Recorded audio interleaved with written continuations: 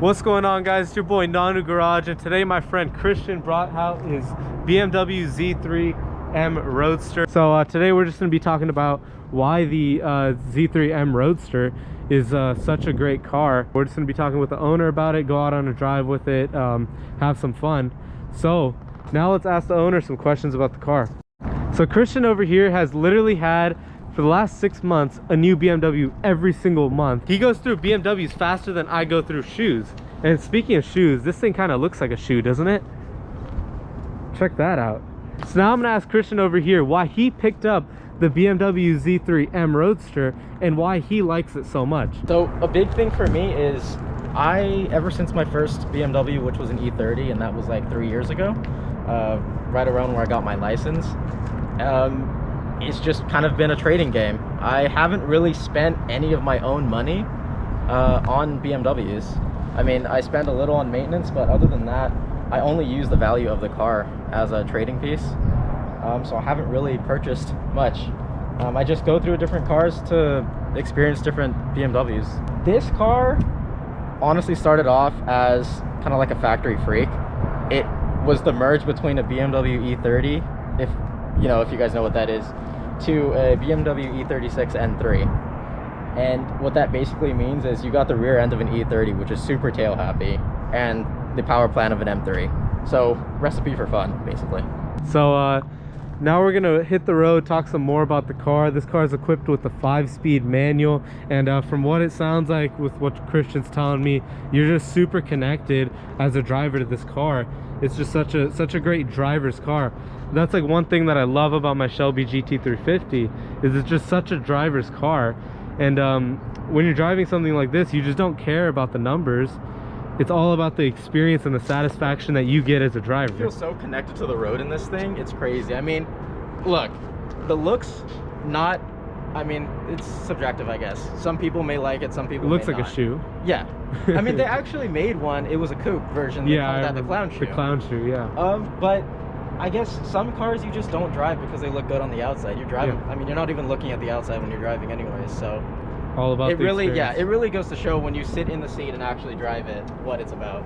All right, so check this out. He's about to show some really cool feature right here. He removes this cup holder, and right underneath he has a valve switch right over there for his exhaust system. How epic is that? So I didn't put this in. It was the previous owner, his friend or whatever, but it's nice. I mean, you always want to hear an inline 6, so this lets me do that. I don't use it all the time, to be honest, because I do like the stock sound of this car. It's really pretty pleasant, but it's just a nice thing to have. And then when you put this back on, it's pretty much stock now. So that's awesome, dude. And you didn't know about this when you had the car, right? I found out about this 2 months after having the car, after texting the previous owner. So that's crazy, dude.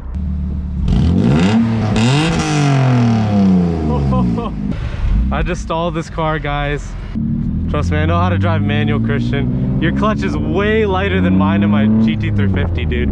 Well, that's what I'm saying. I think it's so light. I don't think it's supposed to be that light. Yeah, it's extremely light. Because my Gt350, I can feel the bite point really well. Yeah. And that I thought was light because the Camaro ZL1 I drove was like this clutch times like 10.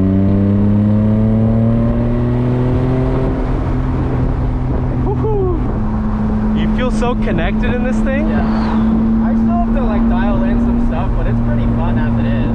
Yeah. Is that a Gt350 right there? Yeah. Dude, so you're telling me I never see a Gt350 when I'm in mine, but I do in yours.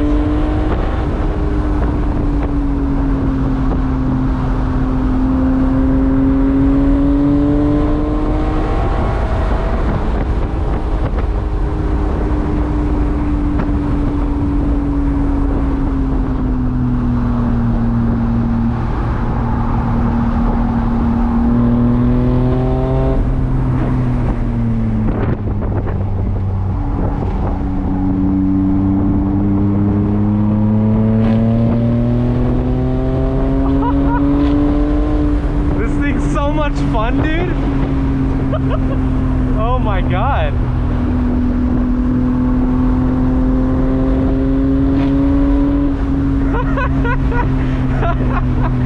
That's so fun.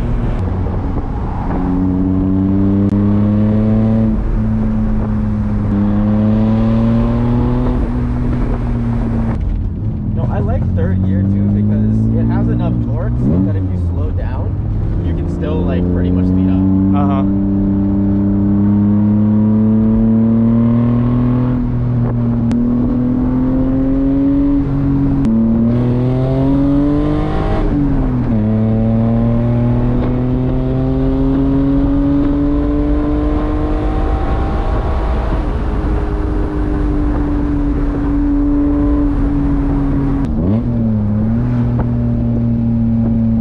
How to heel toe downshift.